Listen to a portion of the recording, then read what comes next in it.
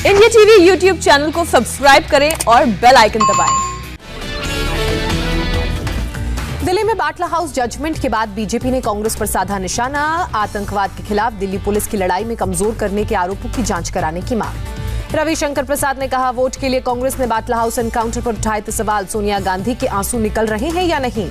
रविशंकर प्रसाद ने पूछा, क्या ममता बनर्जी मांगेंगी माफी। ममता ने 2008 में कहा था कि अगर एनकाउंटर फर्जी साबित नहीं हुआ तो राजनीति से लूंगी संन्यास।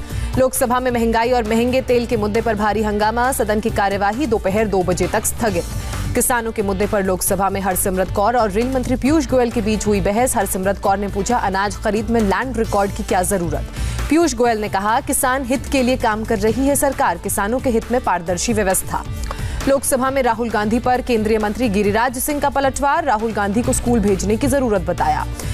अलग फिशरीज मंत्रालय वाले बयान पर गिरिराज सिंह का तंज, राहुल को पता होना चाहिए देश में कौन कौन से मंत्रालय। अब राज्यसभा की कार्यवाही भी दोपहर 2 बजे तक स्थगित। तेल के दामों को लेकर विपक्ष ने किया हंगामा।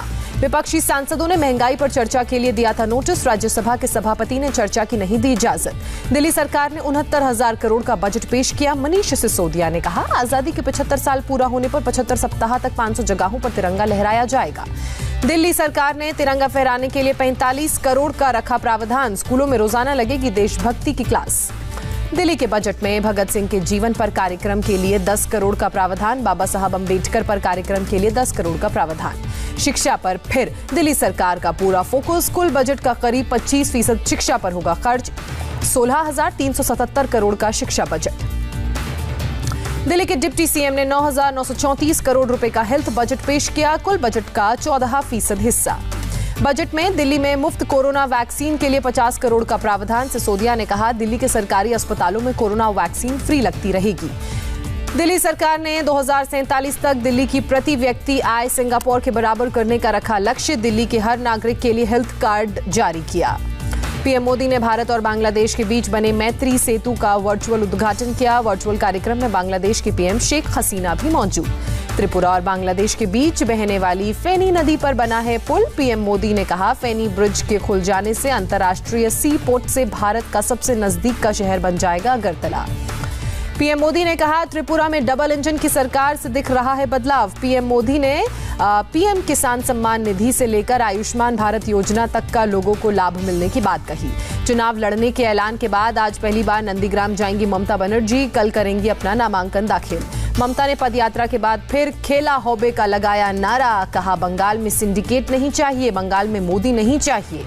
ममता का पीएम मोदी पर हमला, कहा चुनाव आने पर ही गैस देते हैं, आपका बर्बादी भाषण में सुनना नहीं चाहती, हर दिन मन की बात करते हैं। ममता बनर्जी बंगाल में टीएमसी की जीत का दावा करती नजर आईं, कहा चाहे जितने जुमले दो हम ही जीतेंगे, बंगाल की लड़की रोशनी फैलाएगी। ममता के साथ पैदल मार्च करने वाली पार्टी उम्मीदवार जून मालिया ने भी लोगों को एड्रेस किया, कहा बंगाल के घर घर में एक ही एनर्जी, ममता बनर्जी। ममता के मंत्री सिद्दीकुल्ला चौधरी का पीरजादा पर तीखा अटैक, कहा फुरफुरा शरीफ के पीरजादा सीपीएम के चमचे हैं। सिद्दीकुल्ला चौधरी ने कहा, पीरजादा ने वोट काटने के लिए अलग पार्टी बनाई, कहा पीरजादा वोट कटवा है। टीएमसी उम्मीदवार कौशानी मुखर्जी ने कहा, बंगाल को सिर्फ अपनी बेटी चाहिए, मां से मंदिर, मस्जिद, मां और ममता बनर्जी। टीएमसी में मचे भगदड़ पर बीजेपी प्रदेश अध्यक्ष दिलीप घोष का निशाना, कहा पार्टी में अपमानित होने की वजह से विधायक छोड़ रहे हैं साथ। टीएमसी विधायक शीतल कुमार सरदार, दीपेंदु बिस्वास और जटू लहिरी ने भी थामा बीजेपी का दामन, कुल 5 विधायक बीजेपी में हुए शामिल। टीएमसी के विधायक रविंद्रनाथ भट्टाचार्य ने भी बीजेपी ज्वाइन की, टिकट नहीं मिलने से थे नाराज। बीजेपी ज्वाइन करने के बाद बोली एक्ट्रेस तनुश्री, कहा बंगाल में असल परिवर्तन बीजेपी ही ला सकती है, बीजेपी को बताया अनुशासित पार्टी।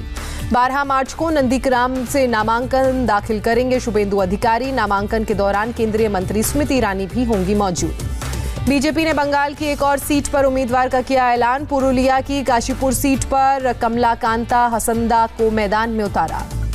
बंगाल में राजनीतिक हिंसा के शिकार बीजेपी कार्यकर्ताओं के परिवार से मिलेंगे अमित शाह और जेपी नड्डा। 13 मार्च से बंगाल का दौरा शुरू करेंगे अमित शाह। बीजेपी के मुताबिक पश्चिम बंगाल में अब तक 130 कार्यकर्ताओं की जान गई, 86 कार्यकर्ताओं के घर अमित शाह और 43 के घर जेपी नड्डा जाएंगे। सौरभ गांगुली ने सियासत में आने की संभावनाएं रखी जारी, कहा देखते हैं क्या होता है, क्या मौका मिलेगा उसके हिसाब से लेंगे फैसला। बंगाल में पहले चरण के चुनाव में सभी मतदान केंद्रों पर होगी केंद्रीय अर्धसैनिक बलों की तैनाती, चुनाव आयोग ने किया ऐलान। बंगाल में पहले चरण के चुनाव में अर्धसैनिक बलों की 415 कंपनियां होंगी तैनात। चुनाव आयोग ने कहा, पहले चरण के सभी चुनाव केंद्र संवेदनशील। बीजेपी ने असम की डुमडुमा सीट पर ट्रेड यूनियन नेता रूपेश गोवाला को उतारा। हाल ही में बीजेपी में शामिल हुए थे रूपेश। असम में चुनाव से पहले सीएम पद के उम्मीदवार का ऐलान नहीं करेगी बीजेपी, प्रदेश अध्यक्ष रंजीत दास का बयान। असम चुनाव को लेकर बीजेपी की तैयारी हुई तेज, चुनाव प्रचार के लिए किराए पर लिए 5 हेलीकॉप्टर। असम कांग्रेस अध्यक्ष रिपुन बोरा ने गोहपुर से किया नामांकन दाखिल। स्पीकर हितेन गोस्वामी, अतुल बोरा, केशव महंता और रंजीत दत्ता ने भी भरा नॉमिनेशन। AIUDF के साथ गठबंधन पर हेमंत बिस्वा शर्मा का कांग्रेस पर हमला, कहा सांप्रदायिक पार्टी के साथ गठबंधन करके चुनाव का किया ध्रुवीकरण। AIADMK का चुनावी वादा, दोबारा सत्ता में आने पर परिवार की महिला मुखिया को देंगे 1500 रुपए, हर साल 6 रसोई गैस सिलेंडर मुफ्त देने का भी वादा। तमिलनाडु में AIADMK और TTV दिनाकरण की पार्टी AMMK के बीच करार, ओवैसी को 3 सीटें मिली। वानियमबाड़ी, कृष्णागिरी और शंकरपुरम सीट से AIMIM के उम्मीदवार लड़ेंगे चुनाव। उत्तराखंड में फिलहाल नहीं होगा किसी भी प्रकार का नेतृत्व परिवर्तन। दिल्ली में बीजेपी अध्यक्ष JP नड्डा से मिले उत्तराखंड के मुख्यमंत्री त्रिवेंद्र सिंह रावत। बीजेपी विधायक मुन्ना सिंह चौहान का दावा, त्रिवेंद्र सिंह रावत बने रहेंगे उत्तराखंड के मुख्यमंत्री। कुछ विधायकों की नाराजगी की बात को अफवाह करार दिया। मध्य प्रदेश के गृह मंत्री नरोत्तम मिश्रा का राहुल के सिंधिया पर दिए बयान पर पलटवार, कहा राजस्थान में सचिन पायलट को मुख्यमंत्री बना कर सकते हैं प्रयोग। नरोत्तम मिश्रा का तंज, कहा मध्य प्रदेश में सिंधिया के नाम पर लड़ा चुनाव, जीतने के बाद कमलनाथ को आगे किया। लव जिहाद के कानून के खिलाफ बोले मध्य प्रदेश के गृह मंत्री, ऐसा कानून पश्चिम बंगाल में लाया जाएगा। मध्य प्रदेश में कृषि विकास अधिकारी भर्ती परीक्षा में गड़बड़ी का आरोप, एक ही कॉलेज के 10 टॉपर। भारतीय सेना की कार्यशैली पर राहुल गांधी का ट्वीट, कहा आर्मी को 2.5 फ्रंट युद्ध लड़ने के लिए डिजाइन किया गया, हमें सीमाहीन युद्ध की तैयारी करनी चाहिए।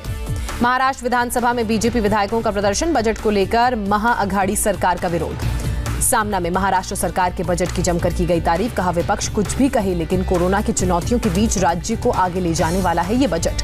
मुंबई के बहुचर्चित मनसुख संदिग्ध मामले में बड़ी कामयाबी, मनसुख का दूसरा फोन वसई इलाके से ट्रेस हुआ, जबकि पहला फोन विरार के मांडवी में ट्रेस किया गया। आम आदमी पार्टी ने गुजरात में शुरू किया मेंबरशिप ड्राइव, 50 दिन में 50 लाख मेंबर बनाने का है टारगेट। बिहार विधान परिषद में नीतीश कुमार की नाराजगी के बाद आज BP जांचने की मशीन लेकर पहुंचे हरचेटी विधायक, कहा ब्लड प्रेशर बढ़ने की वजह से मुख्यमंत्री को आ रहा है गुस्सा। मणिपुर के इम्फाल में 20 विद्रोहियों का समर्पण, CM बीरेन्द्र सिंह के सामने हथियारों के साथ किया समर्पण। ईडी ने पंजाब के विधायक सुखपाल सिंह खेरा और अन्य लोगों के ठिकानों पर की छापेमारी, मनी लॉन्ड्रिंग केस में फर्जी पासपोर्ट मामले में कार्रवाई। कर्नाटक में ACB ने 28 जगहों पर 52 अधिकारियों और 172 स्टाफ के खिलाफ मारी रेड, आय से अधिक संपत्ति का है मामला। मैसूर में सुपरिटेंडेंट इंजीनियर के घर से भारी संख्या में कैश और ज्वेलरी बरामद की गई, कैश और महंगी घड़ियां भी यहां से बरामद की गई। भारतीय नौसेना की ताकत बढ़ाएगी स्कॉर्पियन श्रेणी की पनडुब्बी INS करंज, कल मुंबई में स्वदेशी पनडुब्बी को कमीशन किया जाएगा। कोलकाता के स्ट्रैंड रोड इलाके में बहुमंजिला इमारत में भयानक आग लगी, हादसे में 9 लोगों की मौत की खबर। इमारत की 13वीं मंजिल पर लगी आग, मृतकों में 4 फायर फाइटर्स, 2 RPF के जवान और 1 बंगाल पुलिस के ASI शामिल। आग सोमवार शाम करीब 6:10 पर लगी। दमकल की गाड़ियों ने कड़ी मशक्कत के बाद देर रात पर आग पर काबू पाया। ज्यादातर मृतकों की मौत लिफ्ट में फंसने की वजह से दम घुटने के कारण हुई। आग बुझाने के दौरान जख्मी हुए 2 लोगों को अस्पताल में भर्ती कराया गया। पश्चिम बंगाल की CM ममता बनर्जी ने आग लगने वाली इमारत का मुआयना किया, अग्निकांड की जांच के आदेश दिए। ममता ने मृतक के परिजनों को 10 लाख रुपए आर्थिक मदद देने का ऐलान किया, परिवार के एक व्यक्ति को नौकरी भी दी जाएगी, कहा। ममता ने हादसे को लेकर रेलवे पर ठीकरा फोड़ा, कहा इमारत में जाने के लिए मैप मांगा गया था लेकिन नहीं दिया गया। इमारत में पूर्व और दक्षिण पूर्व रेलवे का दफ्तर है, ग्राउंड फ्लोर पर कंप्यूटराइज्ड टिकट रिजर्वेशन काउंटर है। अग्निकांड के बाद टिकट बुकिंग का काम पूरी तरह से बाधित। PM मोदी ने कोलकाता हादसे पर दुख जताया, मृतकों के परिजनों को 2 लाख और घायलों को 50,000 देने का ऐलान किया। ठाणे के आसन गांव की प्लास्टिक फैक्ट्री में भयंकर आग लगी, दमकल की 12 गाड़ियों ने आग पर काबू पाया। कंपनी में करीब 500 से 600 मजदूर करते हैं काम, आग लगते ही लोगों को बाहर निकाला गया। लखनऊ गोलीकांड में आया नया ट्विस्ट, सांसद कौशल किशोर का बेटा सामने आया, कहा मैंने जो भी किया लड़की के जाल में फंसकर किया। आयुष ने वीडियो जारी कर पत्नी पर आरोप लगाए। आयुष ने अपने माता पिता से माफी भी मांगी। आयुष पर खुद पर फायरिंग करवाने का है आरोप। दिल्ली रघुवीर नगर में मामूली बात पर युवक का मर्डर। पड़ोसी से गाली गलौज का विरोध करने पर करीब 20 लोगों ने लाठी डंडों से हमला किया। हमले में मृतक के परिवार के 5 लोग भी घायल हुए। पुलिस ने 6 आरोपियों को मामले में गिरफ्तार किया।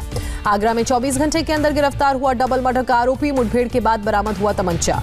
जालंधर के गांधी वनिता आश्रम से भागने की कोशिश करने वाली लड़कियों का उचित भोजन और सुविधाएं नहीं देने का है आरोप। पुलिस ने मामले में कार्रवाई शुरू की। जम्मू कश्मीर में गैर कानूनी ढंग से रह रहे रोहिंग्याओं पर कार्रवाई। 155 रेफ्यूजी रोहिंग्या होल्डिंग स्टेशन में भेजे गए। हीरानगर जेल की सुरक्षा बढ़ाई गई। जेल में करीब 500 कैदियों को रखने की क्षमता। एलओसी के पास केरन सेक्टर में एक जवान का शव मिला, आत्महत्या की आशंका। देश में एक दिन में फिर 15,388 नए कोरोना के मामले, 77 लोगों ने गंवाई जान। एक्टर रणबीर कपूर को हुआ कोरोना, मुंबई के घर पर ही क्वारंटीन है। महाराष्ट्र में 24 घंटे में 8,744 कोरोना के नए मामले सामने आए। 22 मरीजों ने जान गंवाई। ठाणे के 16 हॉटस्पॉट पर लॉकडाउन का फैसला। 13 मार्च से 31 मार्च तक जारी रहेगा लॉकडाउन। नागपुर में जारी है कोरोना का कहर। पिछले 24 घंटे में 1,276 पॉजिटिव केस सामने आए। 11 मरीजों की मौत हुई। देश भर में अब तक 2 करोड़ 30 लाख लोगों को लगी कोरोना की वैक्सीन। एक दिन में 20 लाख लोगों को लगी वैक्सीन। वैक्सीन मैत्री के तहत भारत में बनी वैक्सीन की एक खेप जमाइका पहुंची। विदेश मंत्री एस जयशंकर ने ट्वीट कर इस बाबत जानकारी दी। न्यूजीलैंड में कोरोना वैक्सीनेशन के लिए खोला गया पहला बड़ा क्लिनिक। शुरुआत में 150 लोगों को लगाई जाएगी वैक्सीन।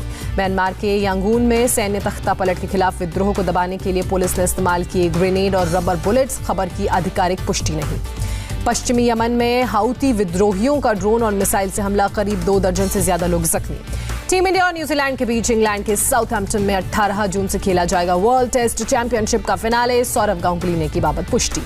चौथे टेस्ट में हार के बाद इंग्लैंड के ऑलराउंडर बेन स्टोक्स का खुलासा। कहा पेट की बीमारी के कारण चौथे टेस्ट में उनका और कई खिलाड़ियों का वजन घटा। बांग्लादेश के खिलाफ ओडीआई सीरीज से बाहर हुए न्यूजीलैंड के कप्तान केन विलियमसन कोहनी की चोट की वजह से नहीं खेल पाएंगे सीरीज। लखनऊ में दूसरे वनडे में भारत की महिला टीम ने दक्षिण अफ्रीका को 157 रन पर समेटा। झूलन गोस्वामी ने झटके 4 विकेट। प्रियंका चोपड़ा से मिलने लॉस एंजलिस से लंदन पहुंचे उनके पति निक जोनस। कोविड होने की वजह से आइसोलेशन में थे निक। जानवी कपूर के साथ सेल्फी लेने की कोशिश करने पर भड़का मैनेजर। जानवी ने रुक कर फैंस के साथ खिंचवाई सेल्फी।